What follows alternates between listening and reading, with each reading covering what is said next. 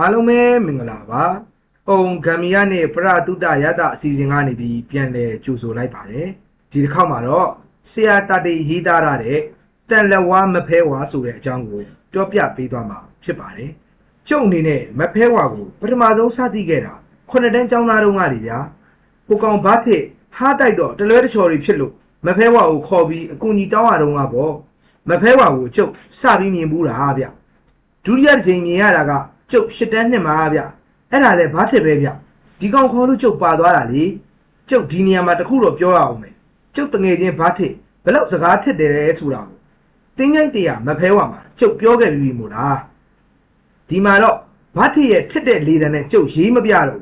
ပုံမှန်လေတံနဲ့ပဲရေးပြတော့မယ်ဒါမဲ့ဘာဖြစ်ကထစ်နဲ့ပြောတယ်ဆိုတာကိုတော့အားလုံးသိပြီးသားပဲဗျာအဲ့ဒီနေ့ကကျောင်းကမုတ်စားကျောင်းဆင်းတဲ့အချိန်မှာဘာဖြစ်ကျုပ်စီရောက်လာတယ်ဟဲ့ကောင်တာတိမင်းဒီညငါတို့တုတ်တန်ကျောင်းမှာလာအိပ်ပါလားကွာဟေးဘာဖြစ်လို့လဲဘာဖြစ်ရမင်းတို့ကျောင်းမှာအလှရှိလို့လားမဟုတ်ပါဘူးကွာအလှမဟုတ်ဘူးအရန်စိတ်ဝင်စားစရာကောင်းတဲ့အရာတစ်ခုရှိတယ်ကွာဘာဖြစ်ကဘေးကိုလည်းတစ်ချက်လှည့်ကြည့်လိုက်သေးသည်သူများမကြောက်အောင်လေတန်ကလည်းခတ်တူတူပြောတာဗျကျုပ်လည်းဘာဖြစ်အမူအရာကိုကြည့်ပြီးနည်းနည်းစိတ်ဝင်စားလာရောဗျဟဲ့ကောင်ဘာဖြစ်မင်းဘာမဟုတ်တာတွေလုံးမလို့လဲငါမလုပ်ပါဘူးကွာလူကြီးတွေလုံးကြမှာပါ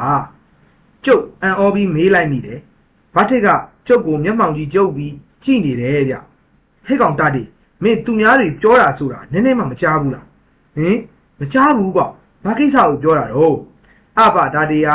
မြို့ထဲမှာလူတွေပြောဆိုနေတာမင်းမကြားဘူးလားကွာဟေးငါတကယ်မကြားတာကွာဘာထက်ရဒီလိုကွာဒါတေကအခုဒီမြို့ကတဖြည်းဖြည်းချဲ့သွားတော့တင်းကျိုင်းကမြို့လေမှာလို့ဖြစ်နေတယ်မို့လားအေးဟုတ်တယ်လေကွာအဲ့ဒါတင်းကျိုင်းကြီးရွှေ့တော့မှာကွာဟာဟုတ်လားဘယ်ကိုရွှေ့မှာတော့ကွာဘာထက်ရမြို့နောက်ဘက်ကကညင်ပင်ကြီးနှစ်ပင်ရှိတဲ့ကုန်းကိုကွာဈေးတောင်ဆောက်ပြီးပြီတဲ့ကွာဩငါသိပြီကညင်ပင်အမြင့်ကြီးတွေရှိတဲ့ကုန်းပေါ့တော်တော်ကျယ်တာပဲဘာထက်ရအေးအဲ့ဒါဒီညပြောင်းပါလေကွာဟေးဒီညပြောင်းပါဘလို့တော့ဘာထက်ရတင်းချောင်းပြောင်းတာကဘာဒီညတဲတရားရှိနေလို့တော့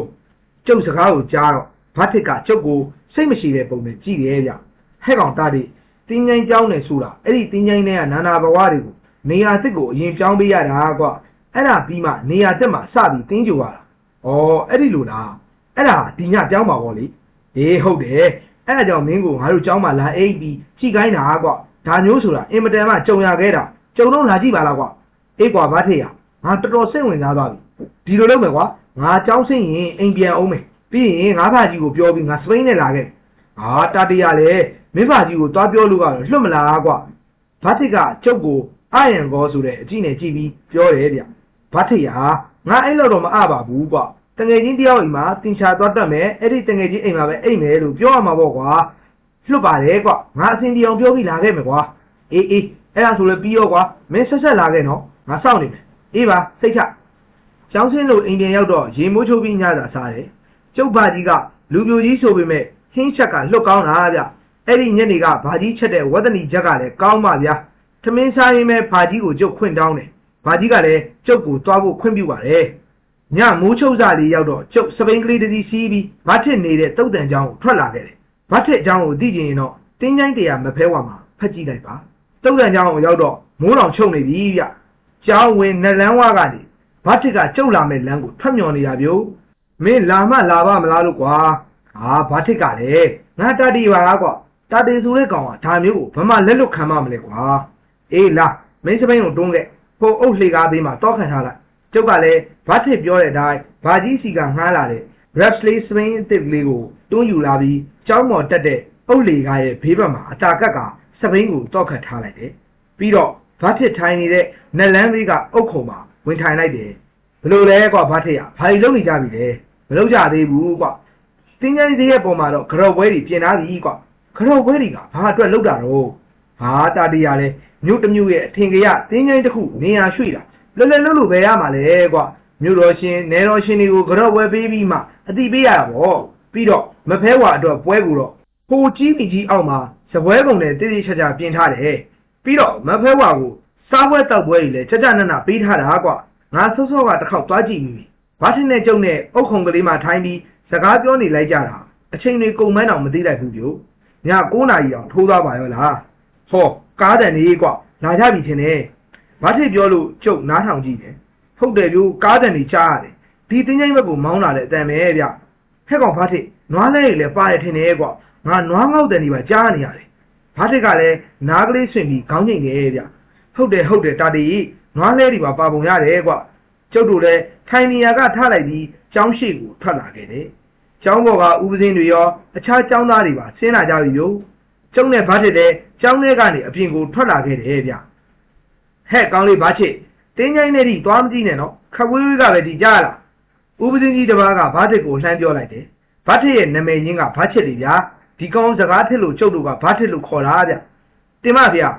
ဘာထစ်ကဥပဇင်းကြီးကိုလက်အုပ်ကလေးချီးပြီးပြန်လျှောက်တယ်ပြီးတော့မှကျုပ်ဘက်ကိုလှည့်ပြီးလာတာလေငါညနေကလေးကနေရာကောင်းကောင်းရွေးထားပြီးသားကွာကြီးပင်ကြီးရဲ့တောင်ဘက်မှာလေဝန်မင်းဦးလွင်ဆိုတဲ့အဖိုးကြီးရဲ့အုပ်ကူကြီးကအကြီးကြီးကွာဘေးမှာလည်းတစ်ပင်တွေပေါက်ပြီးမှောင်တွေလည်းကျတယ်တို့တော်လူမြင်မှာမဟုတ်ဘူးလာဇရက်ရှိဘက်ကနေကြွေပါကြ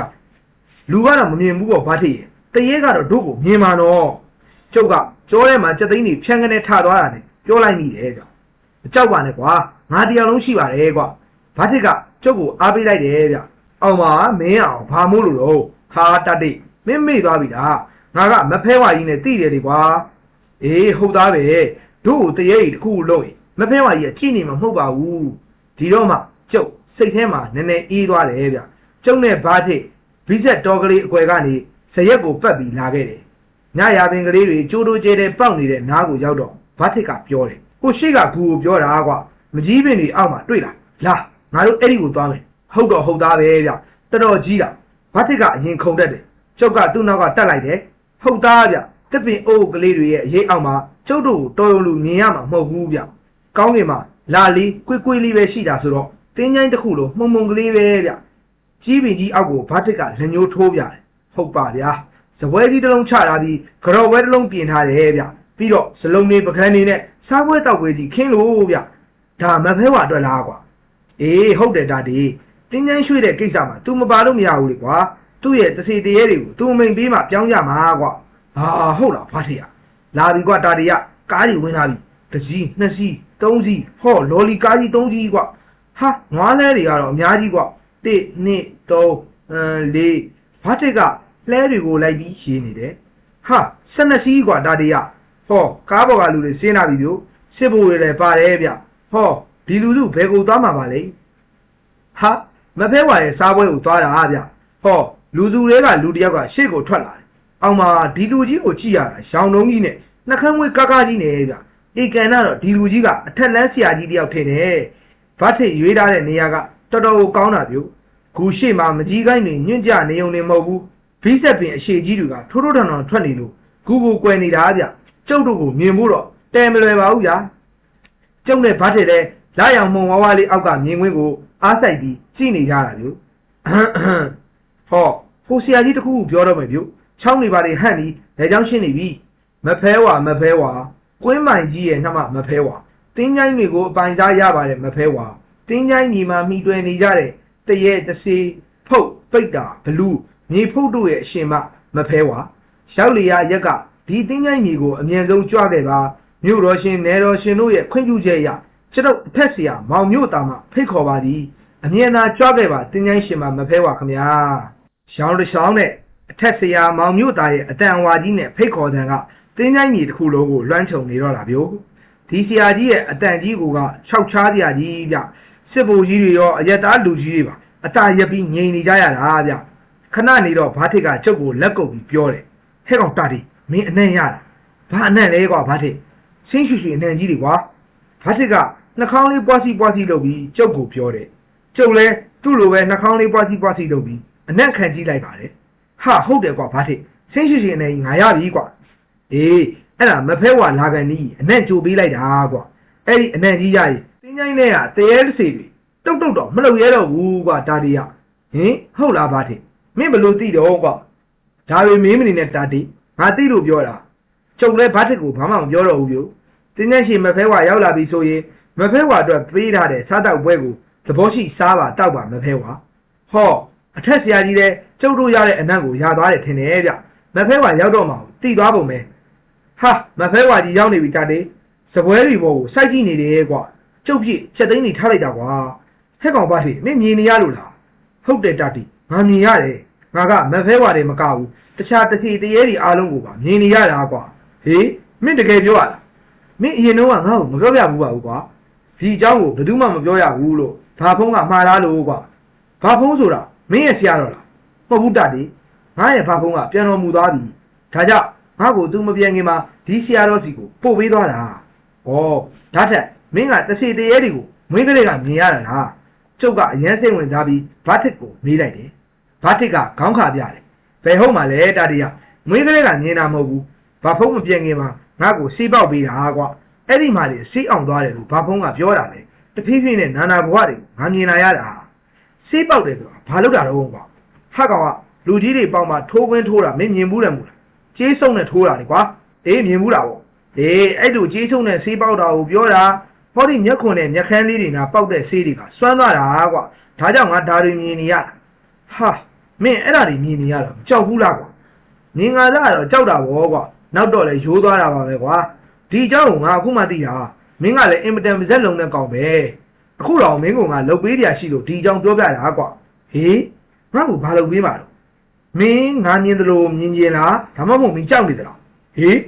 အဲ့လိုလုပ်ပေးလို့ရလို့လားဗာထေငါမေးတာမင်းဖြေလေတာတရားမင်းကြည့်ကျင်သလားဟာကြည့်ကျင်တာပေါ့ကွာငါမကြောက်ဘူးရောက်ကြည့်ကျင်တယ်ဟေးကောင်းပြီမင်းလက်ပွားနဲ့ငါလက်ပွားနဲ့ကပ်ပြီးစုပ်လိုက်အေးဟုတ်ပြီမင်းမျက်စိခဏမိတ်ထားကျုပ်ကလည်းထူးဆန်းတာမှန်သမျှသိစမ်းတက်ချင်တာဆိုတော့ဗတ်တစ်ခိုင်းတဲ့အတိုင်းလောက်တာပေါ့ဗျာစေးဆောင်ကြီးကျုပ်မြင်သလိုကျုပ်တငယ်ချင်းတာတီကမြင်ကျင်လို့တဲ့သူ့ကိုဒီတညမြင်အောင်ကျုပ်စီကဆေးကိုကူးပေးလိုက်ချမ်းပါဗျာ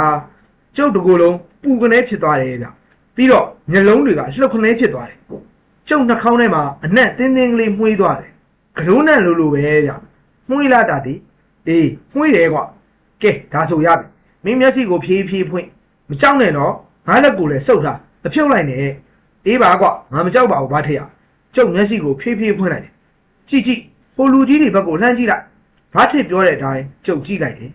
ဟာဘာထက်ဟိုမှာစားတောက်နေတာမဖဲဝါကြီးတာကွာအေးလေအဲ့ဒါမဖဲဝါကြီးပေါ့မင်းကြောက်သလားဟာမကြောက်ပါဘူးကွာမဖဲဝါကအရက်အရှိကြီးဗျကျုပ်စိတ်ထင်10ပြီလောက်ရှိမယ်သပင်ကဖားရကြီးချထားတယ်ရှေးခေတ်ကအဝတ်စားမျိုးဝတ်ထားတာဗျခါးထောင်အင်ကြီးအမျိုးစားဗျထမိန်ကထိုင်မသိမ်းထမိန်မျက်လုံးတင်ကြီးတွေနဲ့လူတွေကိုလိုက်ကြည့်ရင်ထမင်းတွေဟင်းတွေကိုစားနေတာမျိုး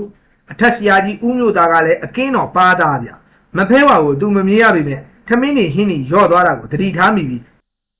းသူဘေးကစစ်ဗိုလ်ကြီးကိုလက်တော့ပြီးအချက်ပေးနေတယ်ဗျဟောစစ်ဗိုလ်ကြီးကလည်းစာရွက်တရက်ကိုကြပြားဖြန့်ပြီးအတင်ကျင်နဲ့ဖတ်တယ်ဗျမဖဲဝါကြီးကတော့စားရင်တောက်ရင်နားထောင်နေတယ်ဗျတင်းကြိုက်ရောက်မဖဲဝါသိတယ်ရန်နိုင်ငံတော်ရဲ့လေထုရေထုမြေထုအားလုံးကိုပိုင်ဆိုင်တဲ့အစိုးရမင်းကနေဒီမိန့်ပြန်တန်းကိုထုတ်ပြန်လိုက်တယ်ဒီတင်းကြိုက်မြေဟာတဖြည်းဖြည်းကျေပြန့်လာတဲ့မြို့ရဲ့အလယ်မှာရောက်နေတာကြောင့်တင်းကြိုက်မြေမှာရှိတဲ့မြို့စုံရွာစုံကိုပြောင်းရွှေ့ရမှာဖြစ်တယ်ဒါကြောင့်ဒီတင်းကြိုက်မြေမှာမှီတင်းနေထိုင်ကြတဲ့တရေတစီပိတ်တာမြေဖုတ်ဘလူးမစပြီးနာနာဘဝအားလုံးအခုချက်ချင်းတင်းကြိုက်မြေအစ်စ်နေရာကိုပြောင်းနေထိုင်ကြစီအစိုးရမင်းရဲ့တစ်ချက်လို့အမိန့်တော်နာနာဘဝအားလုံးတကောင်းမကြံပြောင်းရွှေ့စေဖို့တင်းကြိုက်ဆောင်မဖဲဝါကတာဝန်ယူရမယ်အမိန့်တော်စစ်ဗိုလ်ကြီးရဲ့အောင်မြင်တဲ့အတန်နဲ့အမိန့်ပြန်တန်းကိုဖတ်လိုက်ပြီးတော့အထက်ဆရာဦးမျိုးသားကပြောပြန်တယ်ဗျတင်းကြိုက်ရှင်မဖဲဝါကျုပ်တို့ကိုကူညီပေးဖို့မေတ္တာရက်ပါတယ်စားပါတောက်ပါမဖဲဝါအားရပတ်ရစားပါဗျာကဲဘိုးကြီးတို့ကားတွေခေါင်းလဲထားကြနွားလဲတွေရောနော်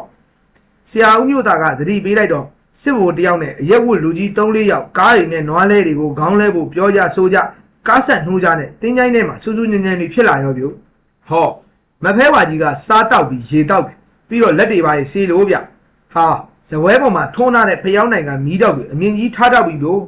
မဖဲဝါကသပင်ကြီးဖားလာနဲ့ခေါင်းကိုမော့ပြီးဘာတွေပြောနေရမသိပါဘူးဗျဆရာကြီးဦးမျိုးသားကတော့တော်တော်အကင်းပါတဲ့သူဗ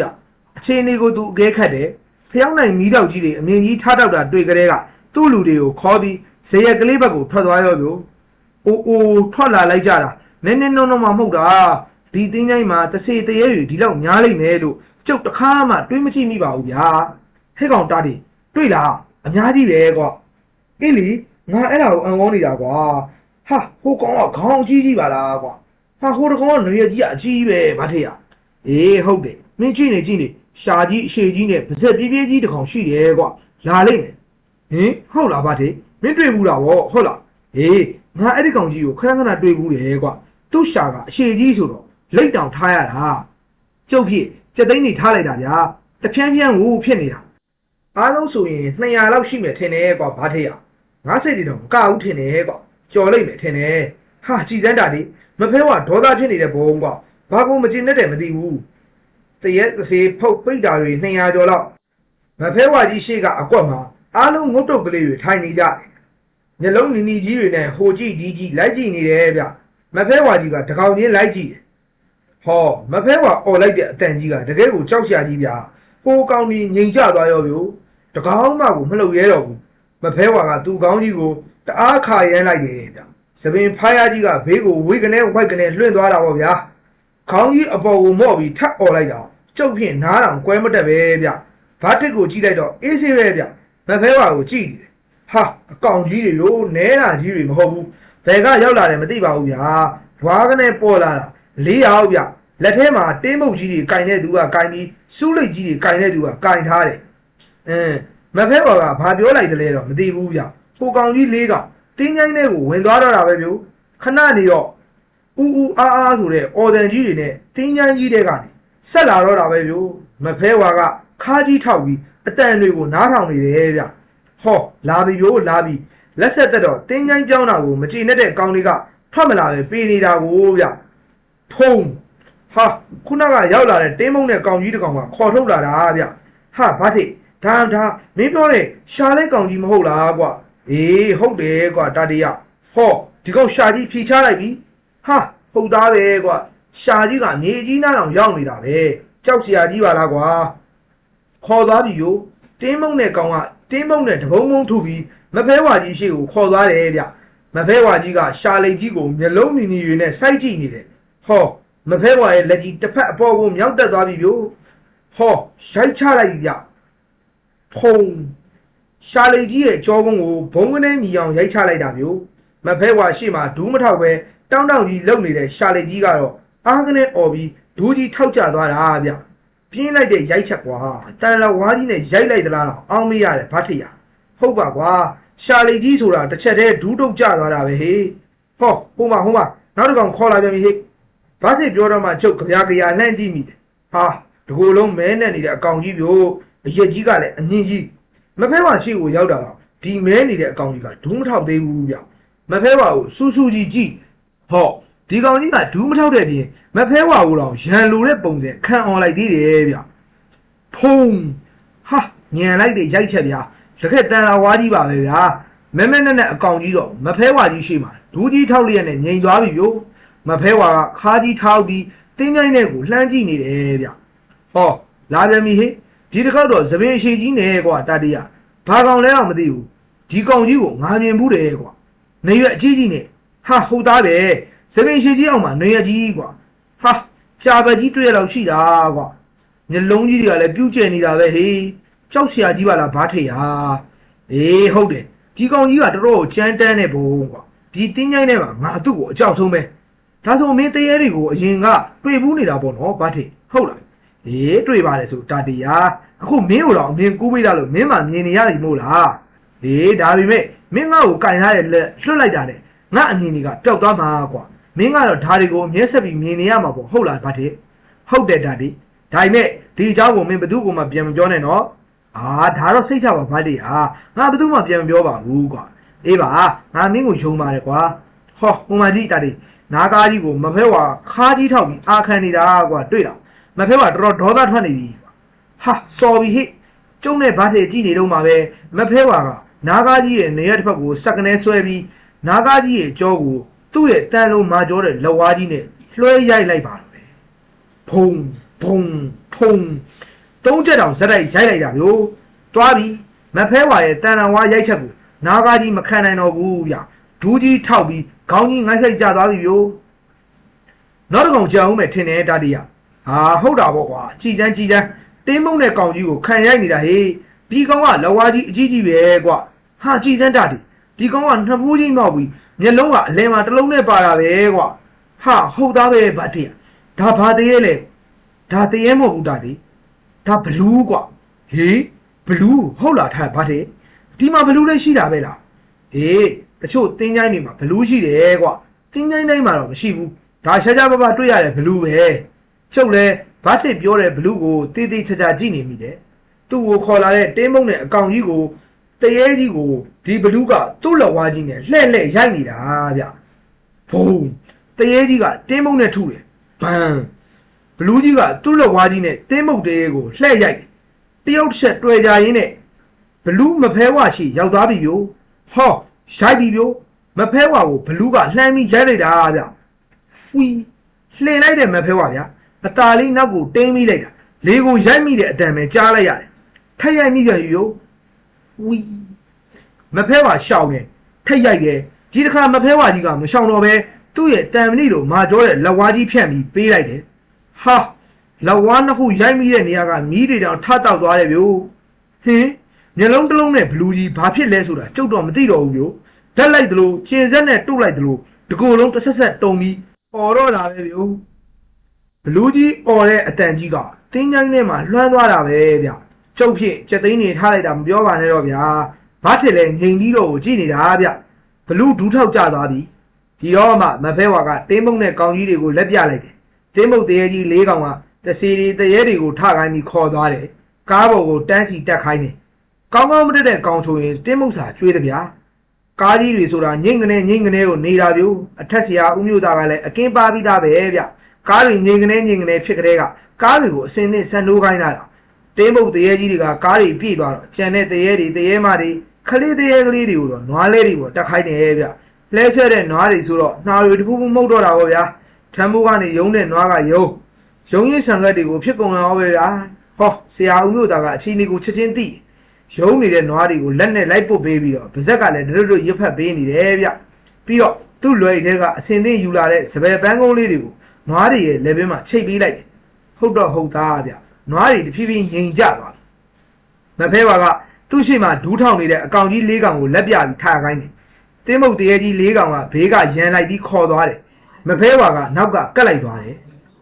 ဒီတော့မှပဲမဖဲဝါကသူ့ကိုကျွေးမွေးထားတဲ့စပွဲပေါ်ကလင်ပန်းတစ်ချက်ကိုကောက်ကင်လိုက်ပြီးစပွဲပေါ်ကိုကင်ပေါက်လိုက်တယ်ချွမ်းဆိုတဲ့အတန်ကြီးကတိတ်နေတဲ့တင်းချမ်းကြီးထဲမှာထွက်လာရောဗျ